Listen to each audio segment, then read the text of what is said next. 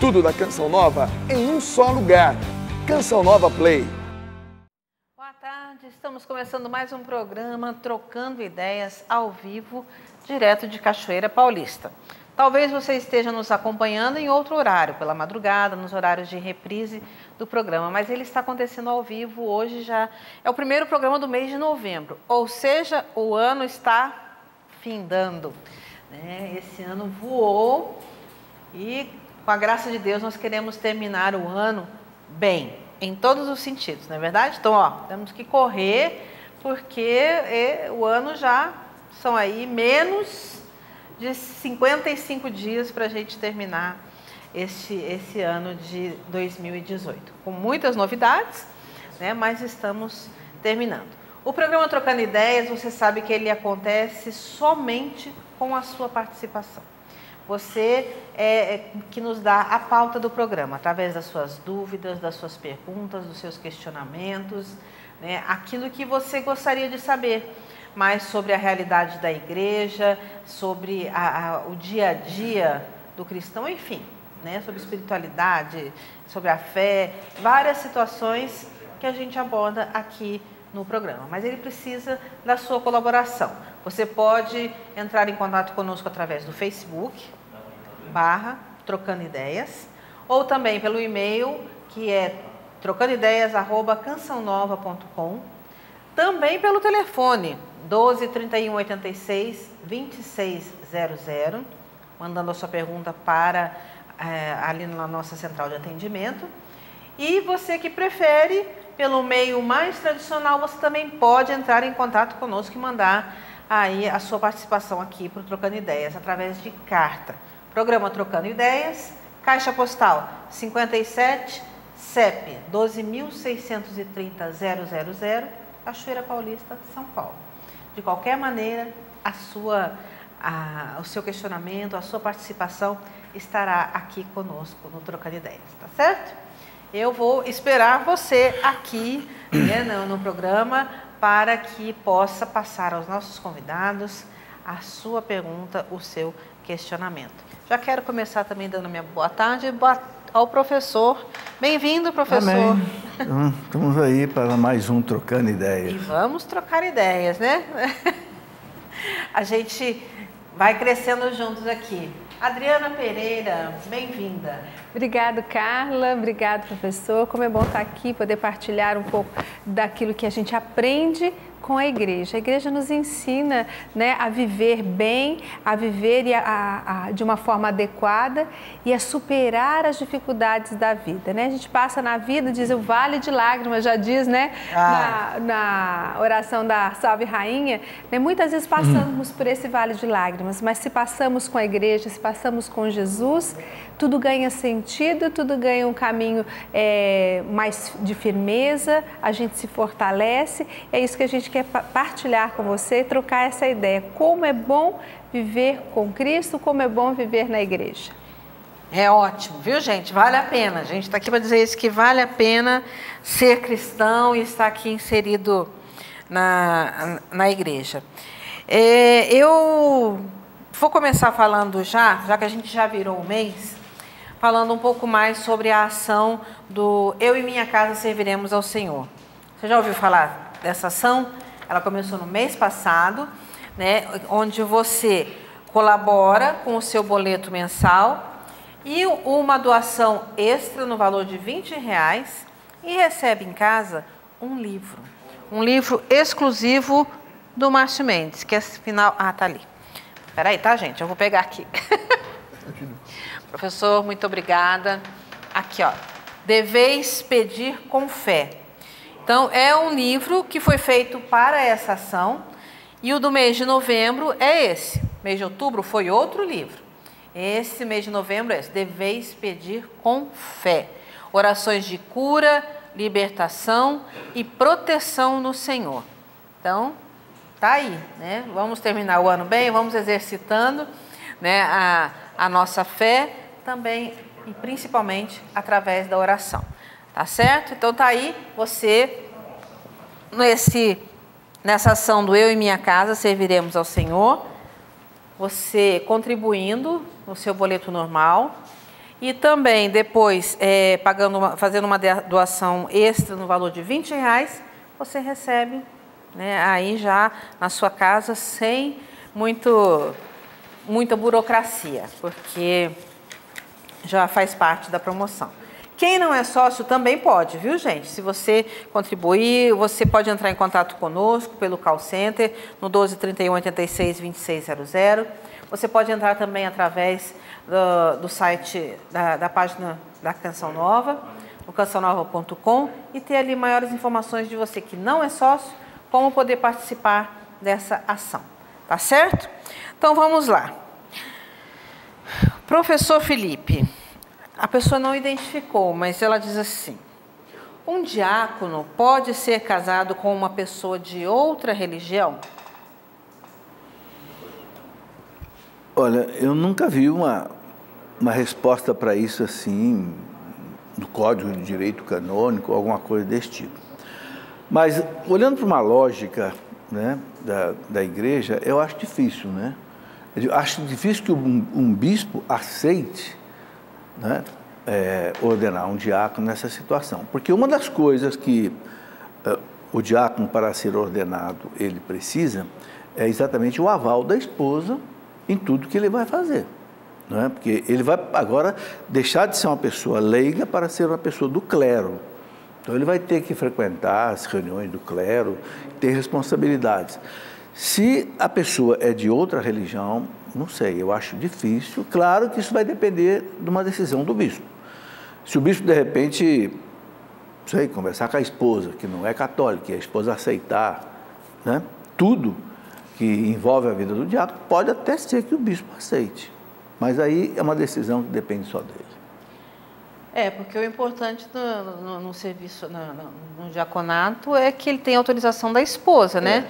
Por isso que o diácono ele precisa já ser casado, né? Exatamente. E nesse caso, acho que também deve ter o sacramento do matrimônio, né? Mesmo que tenha um casamento misto, né? Sim. Sem dúvida. Sem o sacramento do matrimônio, não. Ele não vai poder ser ordenado diácono se ele não estiver vivendo de acordo com a lei de Cristo e da igreja. De jeito nenhum.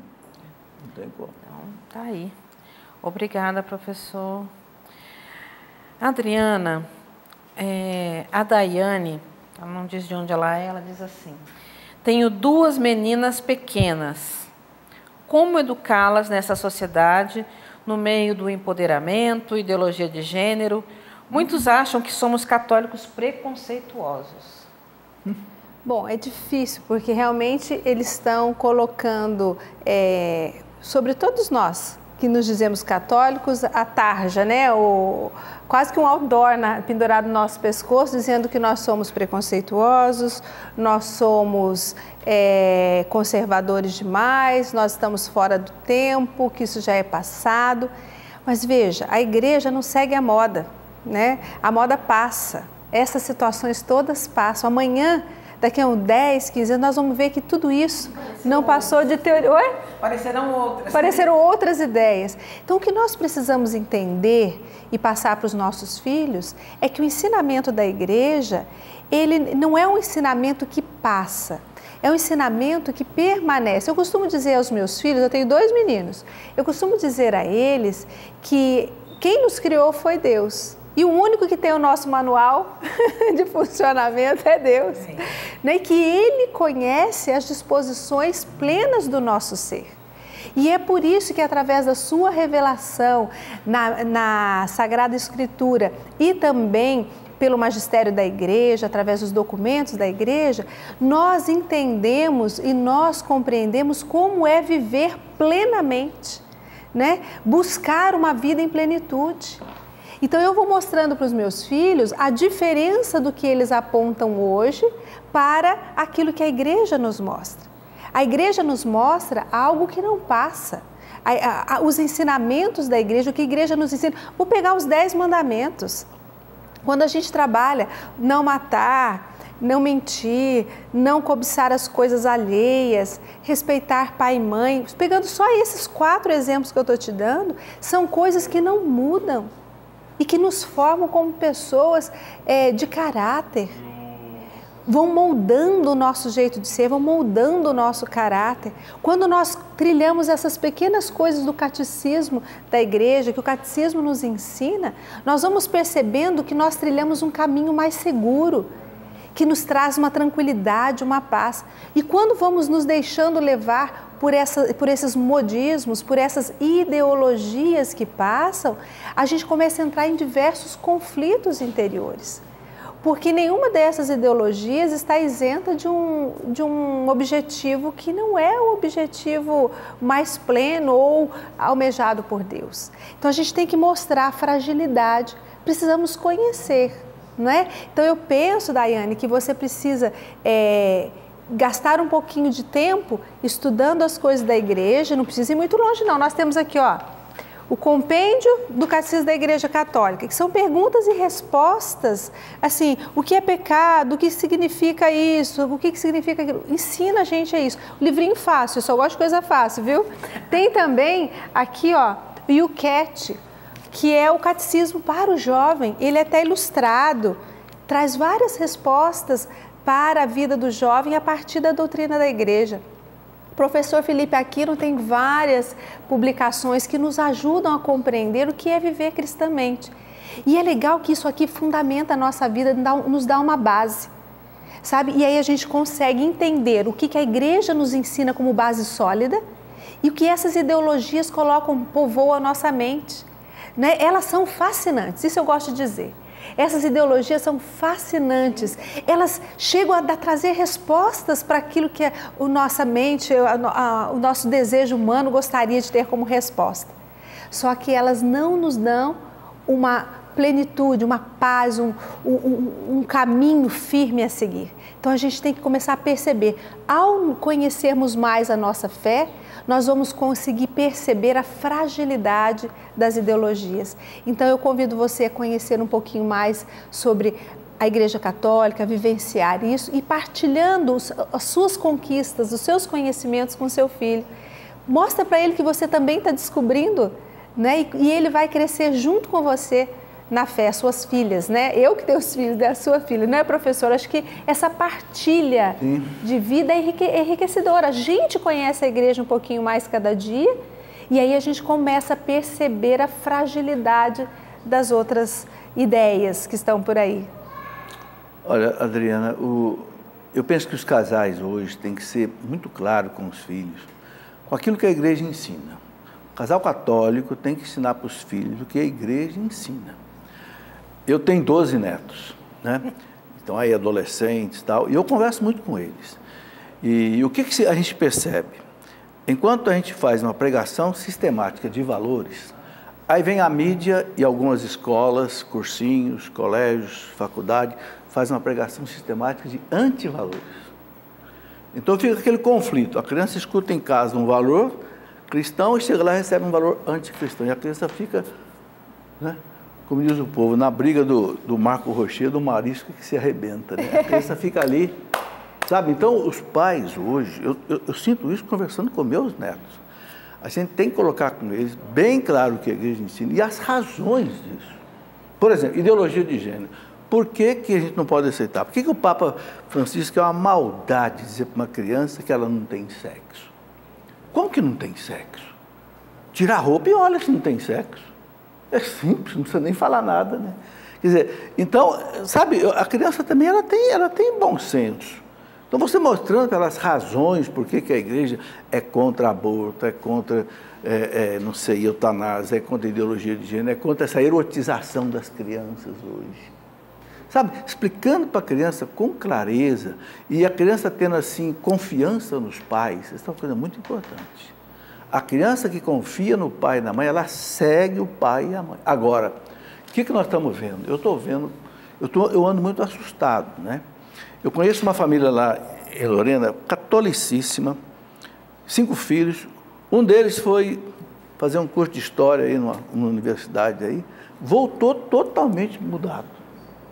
Não quer mais saber de igreja, não quer mais saber de nada. Olha, foi evangelizado igual os outros irmãos. Mas por quê? Porque caiu num curso de história com professores ali que só sabem ensinar Heidegger, e Nietzsche, e Schopenhauer, e Marcuse, e Lenin e tal. Quer dizer, fizeram a cabeça do menino.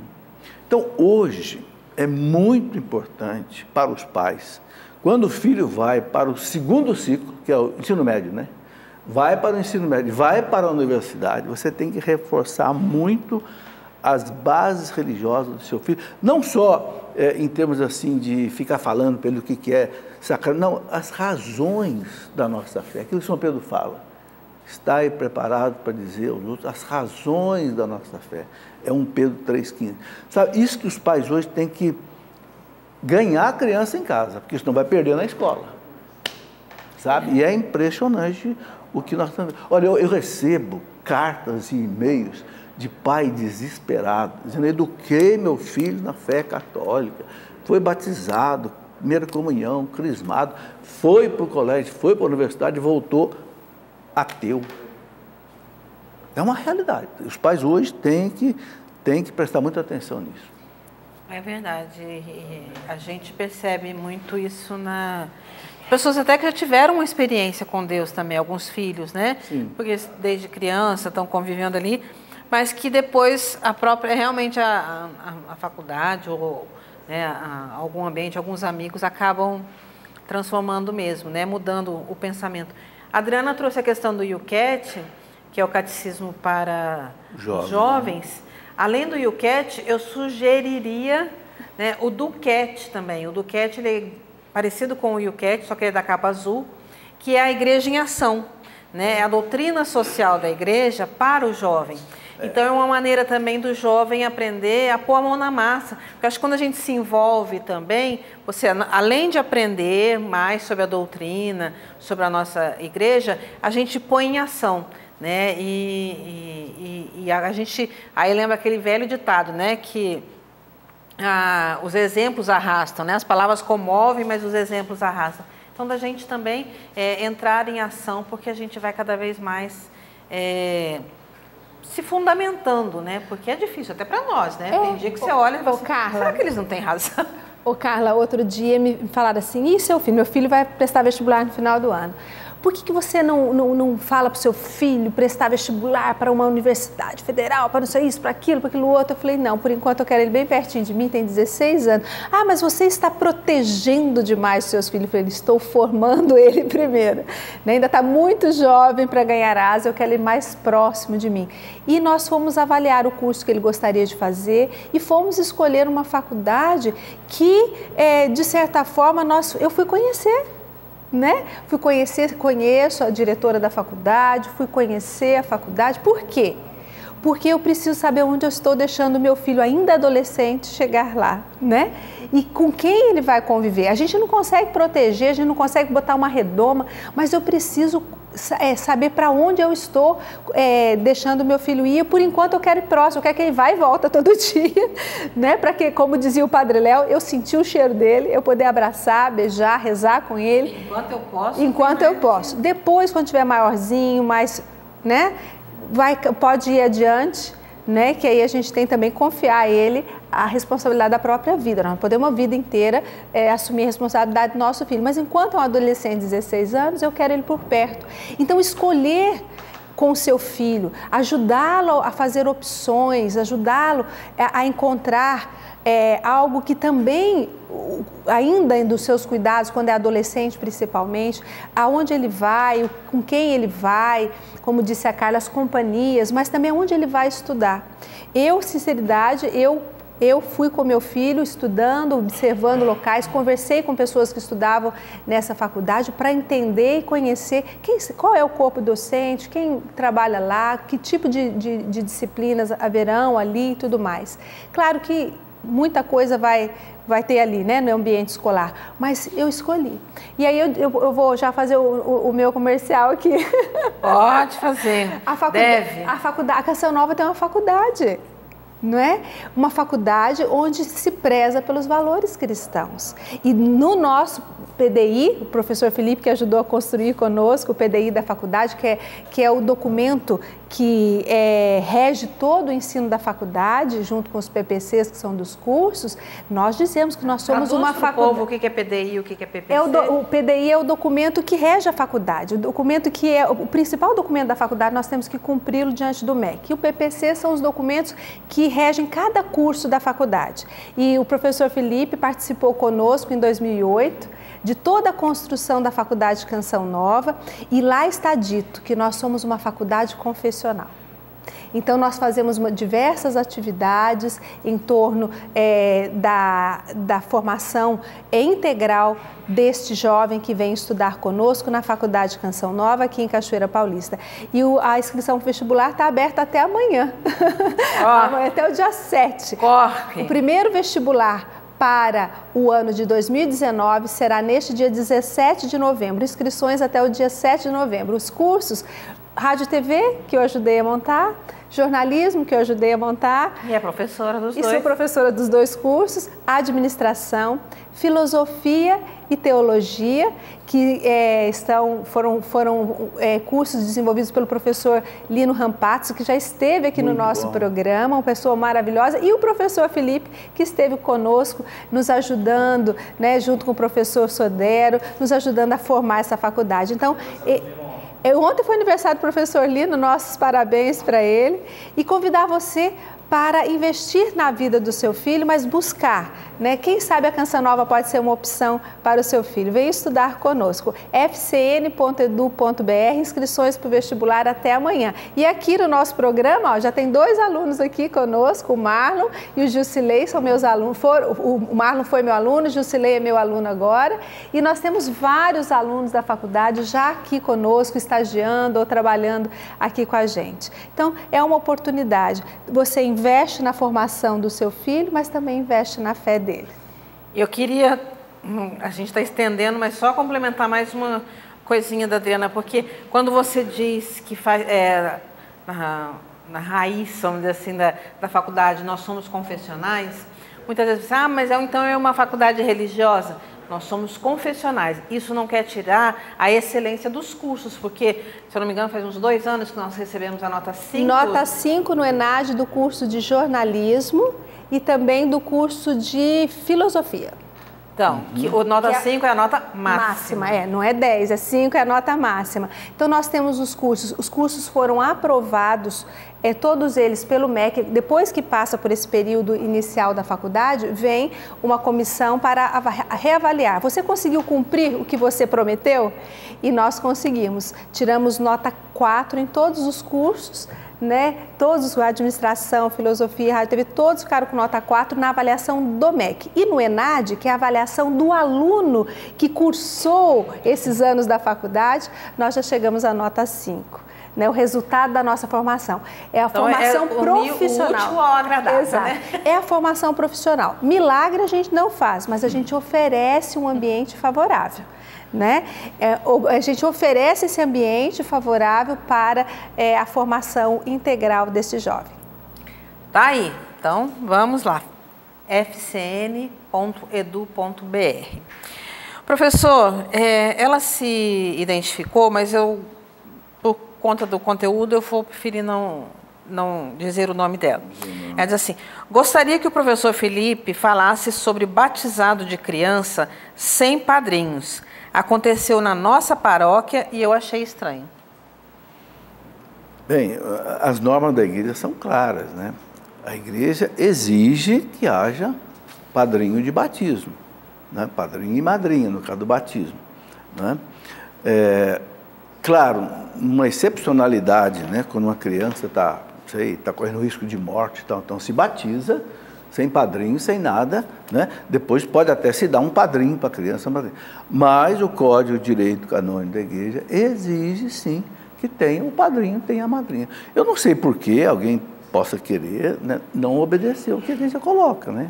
A Igreja é muito sábia, douta, santa. A Igreja, quando coloca alguma coisa, é porque é necessário. Padrinho, a madrinha, o próprio nome está dizendo padrinho, madrinha, como se fosse paizinho, mãezinha, substituto, né? Ajuda os pais à formação da criança. Por que dispensar isso? É tão bom, até hoje eu me lembro dos meus padrinhos, já morreram os 2, não, mas me lembro como foi bom eu ter conhecido a ele, né? Me ajudavam, tudo. Então, não tem por que não querer obedecer o que a igreja coloca. E tem a questão que o padrinho, ele é aquele que na falta dos pais será o seu educador, exatamente, pode assumir esta criança. Também tem a questão de ser aquele conselheiro cristão, aquele que vai ajudar na formação cristã. Então, não é simplesmente um mero casal ou que vai lá e que vai dar presente depois. É muito mais do que isso, é ser presença e ser presença cristã na vida dessa criança. Então, é muito importante que você tenha. Não é um evento social, né? É uma coisa interessante, né? Por exemplo, casamento, matrimônio, não tem padrinho, tem testemunhas. A igreja exige que haja 2 testemunhos que assinem lá. No entanto, o pessoal coloca 10 padrinhos de cada lado. Quer dizer, onde não é obrigado padrinho, se enche de padrinho, onde é obrigado, querem tirar. Quer dizer, é uma incoerência, né? É porque tem essa função e tem várias questões que os padrinhos devem assumir, claro, junto com os pais na formação dessa criança. Claro. A igreja não quer que uma criança seja apenas batizada, mas seja formada na lei do Cristo e da igreja. Aí é exatamente a atividade dos pais e dos padrinhos para ajudar a criança nisso. Tá certo. Deixa eu só emendar mais uma com o senhor aqui. Assim, o Luiz Miguel de Ubatuba, ele diz assim: gostaria de saber se posso ir em mais de uma missa por dia e comungar em todas. Até 2 missas, se a pessoa participar de 2 missas, pode comungar nas 2. Não deve comungar em mais de 2, porque o Código de Direito Canônico diz o seguinte: a pessoa participando de mais uma missa, ela pode comungar. Agora, isso Dom Estevão Bittencourt deixou muito claro num artigo dele na revista Pergunta e Responderemos. 2 missas no máximo. Agora, é preciso que a pessoa participe de 2 missas. Não pode, por exemplo, comungar numa missa e depois comungar fora da missa numa celebração só. Não pode.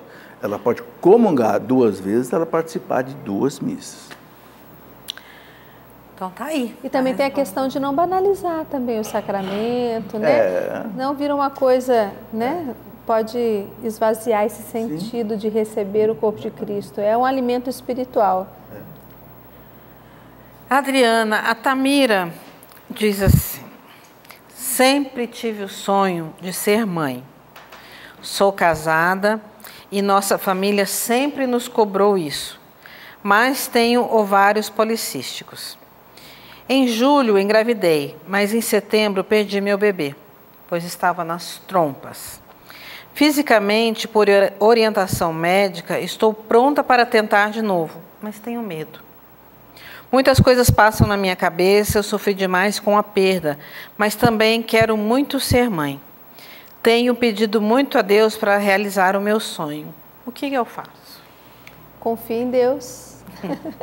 Muita confiança, peça oração para você superar esse trauma. A gente que é mulher, a gente leva tudo para o campo muito do sentimento, a gente fica com aquilo, os medos, os temores vão tomando conta da gente. Ovário policístico eu também tinha, né? Isso que eu estava tentando lembrar, porque eu acho que... a gente conviveu, eu tinha ovário policístico e tudo mais, eu tenho 2 filhos hoje. E eu vou dizer a você, uma gravidez é completamente diferente da outra. Por exemplo, o meu primeiro filho, quando eu engravidei do meu primeiro filho, eu tive uma anemia terrível, né? Foi uma dificuldade eu superar a bendita da anemia, foi uma loucura. Eu cheguei a 8 de hemoglobina, a médica disse: eu vou ter que levar você para uma transfusão de sangue se você tiver qualquer coisa. Se eu tiver que levar você para uma sala de parto, eu já tenho que levar com 3 bolsas de sangue. Então, assim, e no final da gravidez eu consegui superar a anemia, tomando muito suco de genipapo e muita sopinha da minha amiga lá de Aracaju, a Dina, que fazia sopa para mim toda noite. Eu não podia saber o que tinha dentro daquela sopa, viu? Tinha de tudo, só meu marido sabia. Quando ele via eu comendo, ele já ria, porque sabia que eu estava tomando coisas que eu jamais teria coragem de comer. Mas a Dina caprichava no tempero. E eu consegui, no final da gravidez, estar como qualquer outra grávida, mas foi uma anemia extremamente difícil de ser superada. A segunda gravidez, a anemia nem apareceu. Eu já fiquei preocupada com a anemia, com isso eu não tive nada. Né? Tive outros problemas, outras situações. Então, nós precisamos entender que na vida da gente, cada dia é um novo dia. Né? Então, se abra a vida, peça a alguém que possa rezar por você para curar o seu coração. Quando a gente deseja algo, deseja demais e tem, como você viveu essa perda, a gente carrega essa dor no coração. Mas entrega essa dor para Deus, reze, peça a cura interior e se abra à vida, né? Ovário policístico não é em várias situações que eu já conheço, eu mesmo já tive ovário policístico, não foi impedimento para uma nova gravidez. A gravidez que você teve nas trompas, isso acontece algumas vezes, mas não significa que a próxima vai ser. Então, confiança em Deus, reze, esteja aberta à vida. Os médicos disseram, você pode seguir em frente, pode estar preparada para uma próxima gravidez, não tenha medo, confiança, né? Eu quero dizer que isso é viver da providência também. Então, é você acreditar que Deus tem o melhor para você. Então, como diz a Adriana, se lançar. Porque às vezes a gente diminui muito o significado da providência pensando que é só na questão material, que é na questão de dinheiro. E não, o viver da providência é o viver de acordo com aquilo que é a vontade de Deus. Então, se lance. Né? E mesmo os seus medos, você pode dizer para Deus, eu tenho medo, né? Eu estou com medo. É humano, não é pecado ter medo também assim. Mas... mesmo com medo, avançar, né?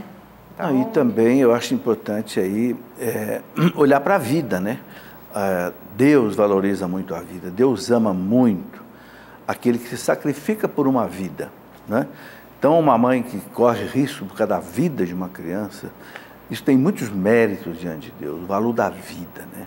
Eu costumo dizer, né, não, é uma verdade, né? Que no céu não nasce criança, né? As crianças quem vai habitar o céu, todos nasceram aqui na terra.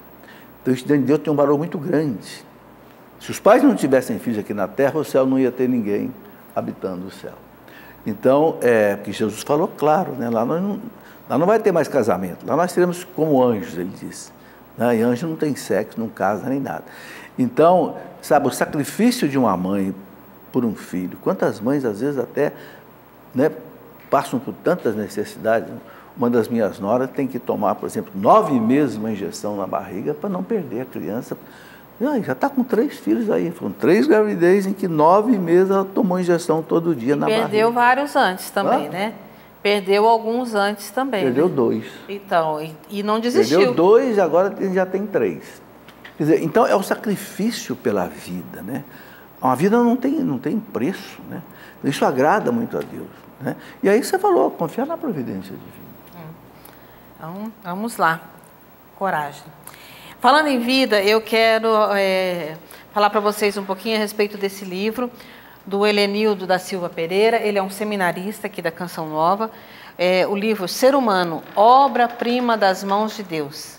Entenda porque a vida é sagrada. Então, está aí uma ótima indicação também, né, a respeito do livro. Aqui ele fala sobre a questão da eutanásia, do aborto, né, a vida num todo, porque às vezes a gente fica martelando só a tecla do aborto, só não quer dizer que eu estou minimizando, mas é que hoje a gente tem várias maneiras, né, de agredir a vida, de, né, dar cabo à vida. Então, está aí, é uma ótima leitura, é simples, o Helenildo escreve aqui para a gente, mas de uma maneira muito concreta. O ser humano, obra-prima das mãos de Deus. Você pode ligar no 12 31 86 2600 ou acessar loja.cançãonova.com e fazer o seu pedido. Um dos nossos alunos da faculdade. Aluno da faculdade, aluno de filosofia. Sabe, Carla, eu queria dizer o seguinte, deixa aqui um pouquinho.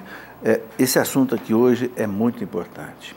Eu não sei se os nossos telespectadores leram 2 encíclicas do Papa João Paulo II, O Esplendor da Verdade e o Evangelho da Vida.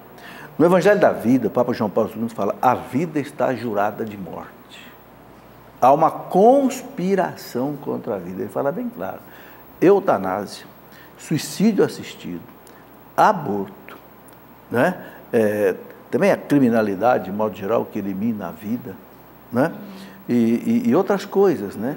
Quer dizer, hoje se faz apologia do suicídio. Há países hoje que a pessoa entra num prédio aí viva, sai e desce num caixão, né? E é uma coisa impressionante. Então, a defesa da vida humana hoje é algo fundamental. Defender a vida humana é defender... Na pergunta anterior, a gente acabava de falar do valor da vida. Uma mãe que se sacrifica por ter uma vida. Então, o que a gente vê hoje? Hoje a gente vê o seguinte, às vezes um sacrifício enorme para se salvar um animal, o que não está errado. Sim, são várias né? causas. Sim. Mas, a hora de salvar uma criança, não, elimina, né? Aborta, né? Um velho doente, né? O que está acontecendo hoje? A gente vê, os países como a Bélgica, Holanda, se faz hoje 5.000 eutanásias por ano. Os velhinhos da Holanda estão fugindo para a Alemanha, para os asilos da Alemanha, porque na Alemanha não tem eutanásia, né? Porque as leis permitem que a criança mande matar o velho que está em estado terminal. E para que deixar ele vivo? Está só gastando, ocupando um leito, não trabalha mais. Quer dizer, é a previdência? O utilitarismo entrou em ação. E se você não for útil, você vai ser eliminado. Sim. Só né? dá despesa. E só quem pode segurar isso é a família. Porque na família nossa aqui, eu garanto que ninguém vai eliminar os nossos velhinhos, não. Você está com seu pai lá com 80 anos E a doente. mãe? Pai e a mãe. E a vocês minha mãe estão está lá há 6 anos tratando acamada. dele até... Mas há muitos países hoje que o velho é eutanasiado. Por quê? Porque a humanidade está ficando envelhecida, né? A pirâmide que era assim, agora está ficando assim. Então, o peso dos velhos está pesando sobre a sociedade. Então, qual é o recurso? Vamos eliminá-los. Vamos eutanasiá-los. Eu lembro a conspiração contra a vida. Eu lembro uma frase de Madre Teresa de Calcutá, que ela dizia que ela pegou uma pessoa na sarjeta, que estava praticamente morta, e levou para cuidar. Né? E ela dizia, eu vou cuidar, ele precisa morrer com dignidade. E cuidou daquela pessoa até o último dia dela. Né? Nós precisamos aceitar esse desafio de cuidar da vida, né? Mesmo que para nós pareça que não haver mais vida, de cuidar e amar, porque é esse amor que vai nos fortalecer, é esse amor que vai nos amadurecer, né, na fé. E tem uma encíclica, eu não lembro se é do Bento XVI ou do Papa João Paulo II, não lembro, que é sobre o sofrimento, Salvite Dolores, do Papa João Paulo II. Belíssimo, mostrando o sentido do sofrimento na vida. Eu fiquei encantada com essa encíclica, porque nos mostra esse sentido, que nós estamos perdendo o sentido.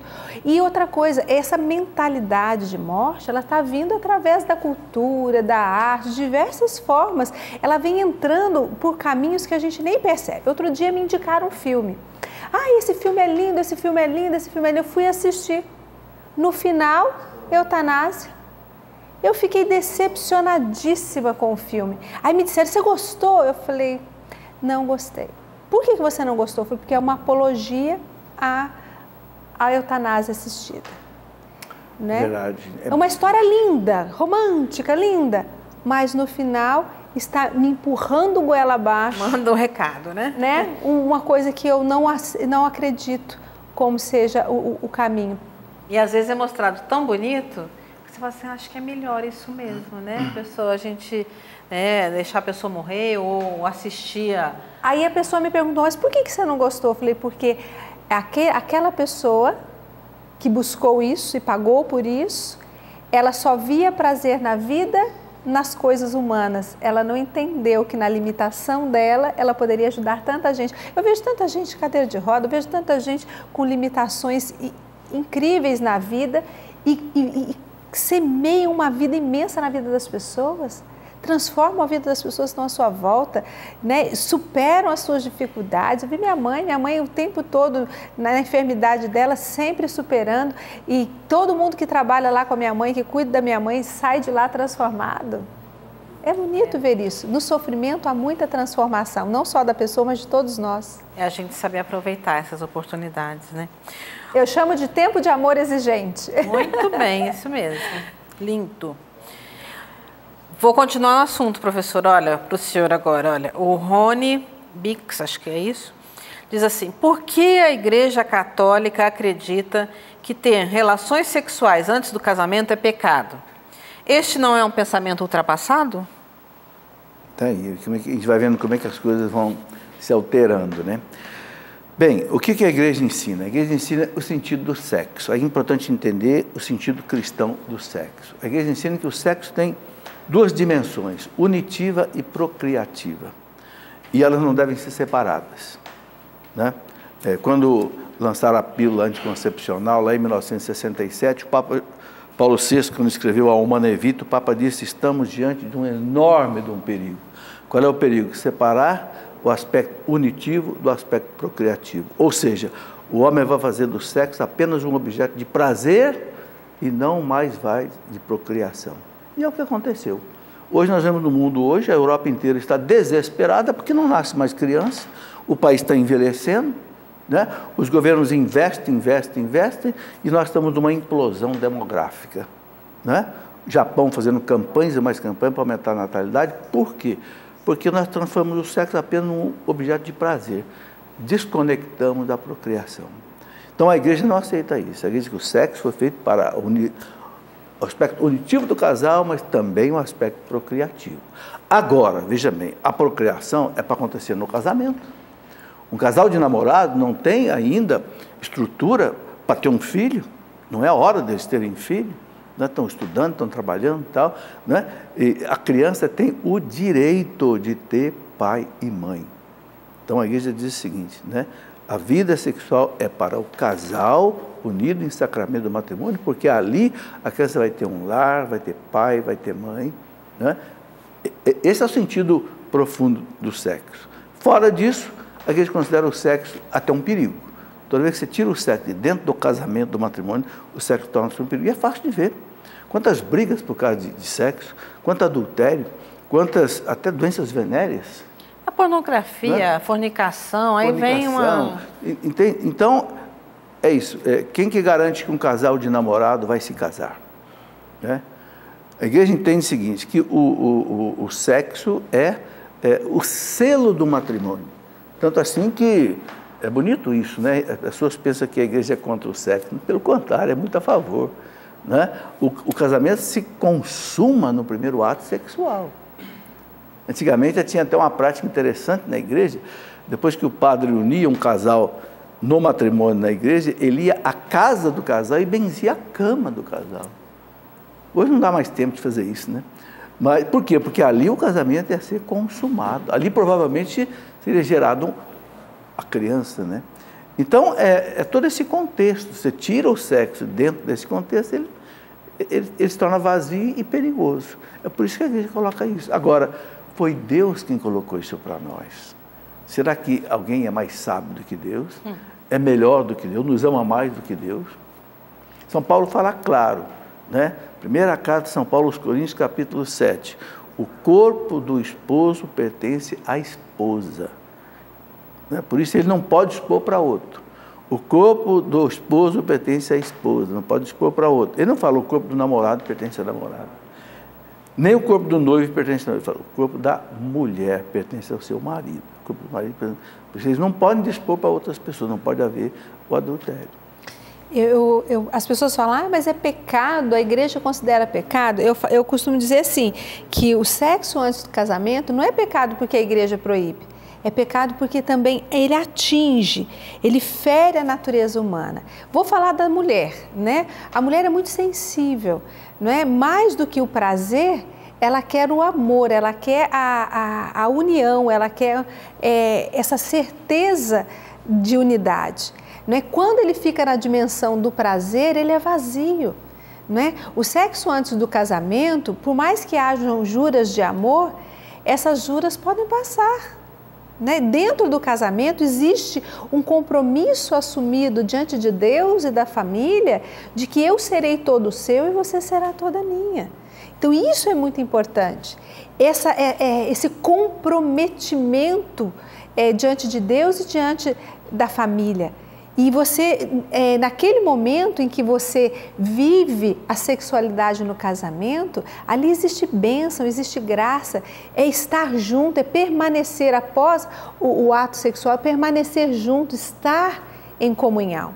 Fora do casamento vai se tornando um ato de prazer que vai se esvaziando e hoje nós atendemos muitos jovens que estão muitas vezes namorando porque estão dependentes físicos uns dos outros, mas com o coração a cada dia mais ferido, porque começam a viver conflitos.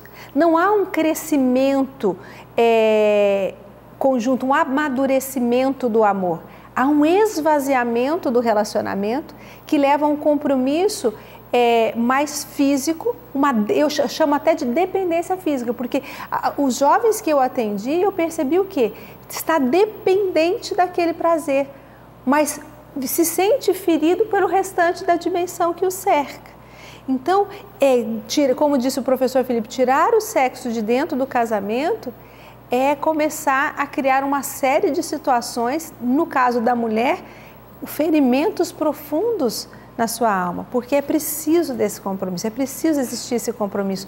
Nós, no mais profundo do nosso ser, nós almejamos essa comunhão de alma, esse compromisso, esse laço profundo. Isso é importante acentuar isso, Adriana. Veja, quando a gente se casa, tira a aliança da mão direita e coloca na mão esquerda. Isso significa o quê? Eu te recebo como minha mulher. Prometo ser-lhe fiel na saúde, na doença, na riqueza, na pobreza, como diz o Nelson, na gordura e na magreza. Amando-te e respeitando-te todos os dias da minha vida. Quer dizer, você faz um juramento diante de Deus, da comunidade, do ministro de Deus, de que você vai amar aquela pessoa, vai ser fiel a ela até a morte. Aí sim tem sentido um se entregar ao outro. Porque o que é o sexo, Adriana? É a maior manifestação de amor que existe entre o casal. Diferente de você dar um presente, dar um abraço, dar um beijo, você se dá ao outro. Você se entrega física. Ora, isso exige um compromisso de vida, até a morte. É muito bonito isso. Quem quer usar o sexo só como prazer, não valoriza isso. Mas a sublimidade que existe atrás do sexo, está tudo aí. Completando também, só mais uma coisinha aqui, se você tem dúvida, né, e acha que o sexo, que para a igreja o sexo é pecado, ele é sujo, né, até mesmo dentro do casamento, as pessoas acham, ai que nojo, leia o Catecismo da Igreja Católica, quando fala do sacramento do matrimônio, a partir do 2362, por aí, né? 2361 já está falando. Então, ele é fantástico naquilo que ele fala da beleza da sexualidade humana. O antigo pontifício para as famílias, que hoje tem outro nome, ele tem um livro que fala sobre sexualidade humana, verdades e significados, que também é uma aula maravilhosa sobre a sexualidade humana, e o nosso querido Papa João Paulo II com a teologia do corpo. O professor Felipe também tem um livro fantástico, né? A vida sexual no casamento, é isso que chama do senhor? É. Que também fala, são manuais, gente. A igreja permite e a igreja reconhece a beleza do sexo. Por isso que ele é guardado. Porque aquilo que é tesouro, aquilo que é bom, a gente não deixa jogado por aí. Está num cofre, está dentro de casa, tá muito bem preservado, está no seguro. E para nós, o seguro é esse, é o sacramento do matrimônio. Mas vale a pena você procurar saber um pouco mais a respeito do que a igreja pensa sobre a sexualidade humana. Ok? Adriana, essa vai para você porque é uma mulher da misericórdia. Maria Aparecida Ferreira, parente sua então, de Jundiaí, diz assim: eu costumo rezar o texto da Divina Misericórdia e acrescentar palavras como: Jesus, pela sua dolorosa paixão, tende piedade de nós e do mundo inteiro. É errado ou é pecado? Então, pecado não é. A devoção à Divina Misericórdia compreende o seguinte: Santa Faustina nos ensina que Jesus ditou esse texto para ela e pediu que a partir do momento que você faz o Em Nome do Pai, até o final do texto, que ele seja rezado daquela forma, sem variações. Né? E Faustina deixa claro isso no seu diário.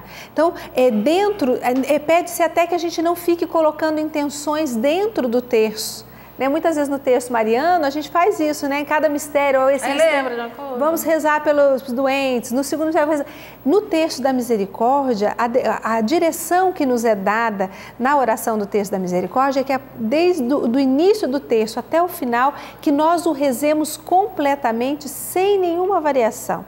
Então, é um pedido de Jesus a Santa Faustina e a orientação de Santa Faustina a nós, que nós o rezemos como ele foi por Jesus proposto, né? Para que não haja distorções ou variações. Então, seja fiel a esse pedido, não é? Antes do terço, coloque todas as suas intenções, reze espontaneamente, antes e após o terço, não é?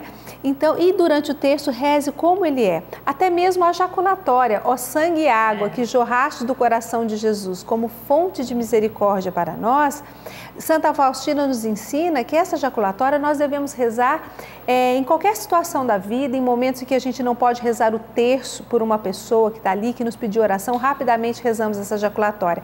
E ela não faz parte do terço, né?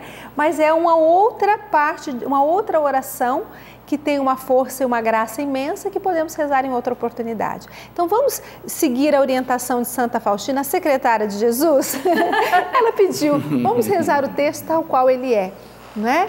Do jeitinho que foi ensinado. Obrigada, Adriana. Professor, a Amanda, ela é de Marília, São Paulo, diz assim, tem um filho de 10 anos que irá receber a primeira comunhão no próximo domingo. Posso, nesta Santa Missa, lucrar indulgência para uma alma? Não por causa da primeira Eucaristia dele, mas você pode lucrar, todo dia a gente pode lucrar uma indulgência plenária. Basta que tenha feito uma confissão bem feita, tenha participado da Eucaristia, da comunhão, tenha rezado pelo Papa, né? Um Pai Nosso, uma Ave Maria, um Glória, e tenha feito uma daquelas 4 exigências que a gente escolhe.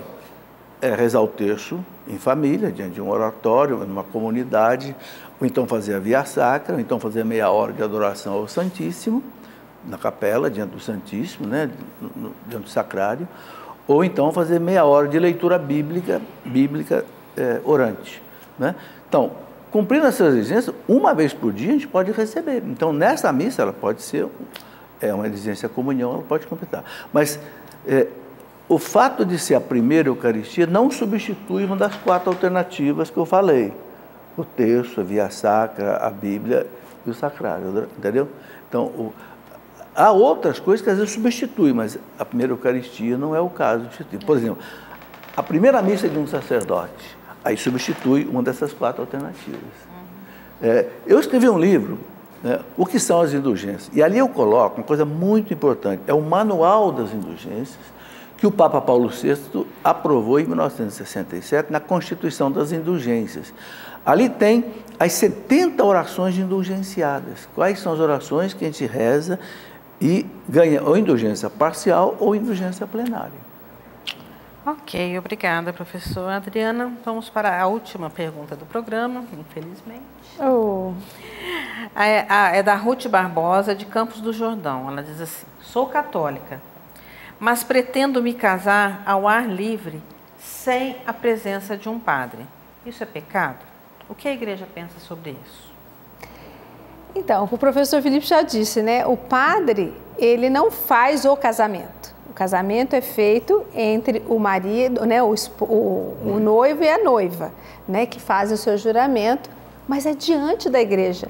Então, se vai ser um casamento cristão católico, é preciso ter uma testemunha da igreja, que no caso pode ser o padre, pode ser o diácono, pode ser um ministro indicado pelo sacerdote daquela paróquia, mas é preciso ter uma testemunha da igreja, é preciso ter a documentação da igreja. E tem que cumprir também o rito do matrimônio. O rito do matrimônio. A falta do rito pode invalidar o sacramento.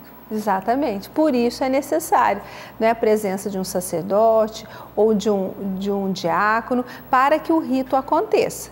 Né? Existe uma forma, é um ritual, uma forma onde se dá o sacramento do matrimônio, que é celebrado entre os cônjuges, né? Porém é preciso dessa testemunha da igreja. Para ter a validade como casamento, como um sacramento católico. Então, se você quer se casar só no civil, aí é outro problema. É isso que eu queria dizer. É uma diferença entre casamento e matrimônio. Casamento são duas pessoas que se unem. Com igreja ou sem igreja, com civil ou sem civil, casou. Outra coisa é o matrimônio, a graça do sacramento do matrimônio para que o casal tem aí a presença de Deus, a força de Deus, a graça de Deus na vida deles. Aí tem que seguir o que a igreja prescreve.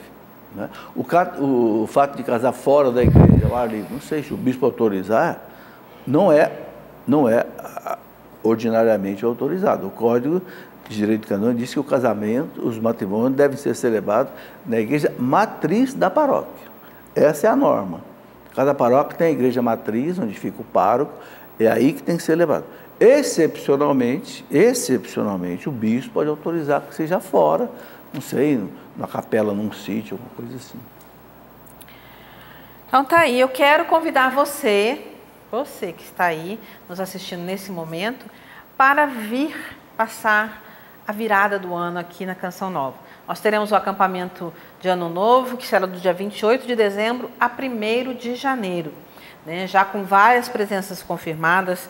Nós temos aí a irmã Ana Paula, o André Florencio, o Braz Oswald, o Eugênio Jorge, Davidson Silva, Fátima Souza, Fernanda Silva, Sueli Façanha e Tiago Tomé. Mas a grande novidade desse ano é o luau da virada com o Braz Oswald. O luau que já ficou famoso aqui durante os PHNs e tudo mais, esse ano será feito na virada do ano, de 31 de dezembro para 1º de janeiro, o luau. Então venha, né? Confirme aí a sua caravana, ou se você vem sozinho, ligue para a gente no 12 31 86 2600, ou também você pode acessar o cançãonova.com para ter maiores informações, tá certo? Mas não deixe de vir passar aqui, né? Entrar o ano novo, não com o pé direito, mas um ano novo abençoado, porque aqui a gente entra com os dois. Né? Com mas coração, com a bênção, com tudo. corpo inteiro aqui, né, no ano novo. Mas venha participar conosco, você será muito bem-vindo aqui. Professor, muito obrigada.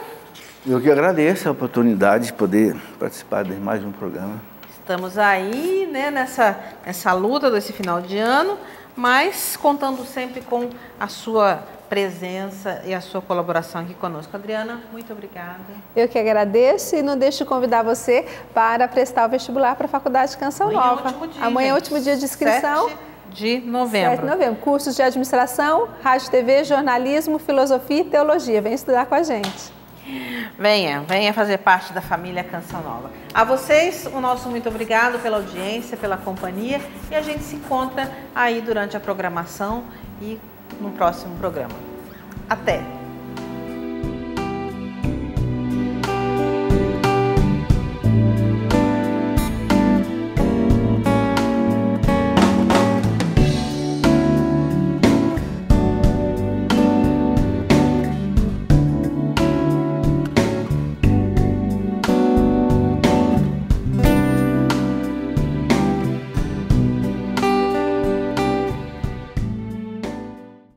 Tudo da Canção Nova em um só lugar. Canção Nova Play.